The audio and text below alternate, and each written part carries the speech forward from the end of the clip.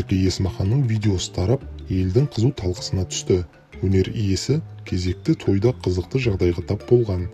Әртістің жанкүйері ол өнер көрсеткенде қолынан ұстап жібермей қойған. Ерке Есмаханның видеосы Instagram желісіндегі Казстарс парақшасында жарияланған. Онда әншінің мерекелік шарада өнер көрсетіп тұрғанын көруге болады. Бір кезде эстрада жұлдызының қасына жанкүйері келіп, онымен суретке түседі. Алайда, артынан ер адам оны қолынан ұстап жібермей қояды. Бұл жайтты байқап қалған өзге той қонағы оны ертіп алып кетеді. Белгілі болғандай, аталмыш видеоны Ерке Есмаханның директоры бөліскен. Ағам Еркенің қолынан ұстап жібергісі келмейді. Әйелі сөйлеп алып кетті ғой. Осындай қызықты сәттер көп болып тұрады, деп жазды ол.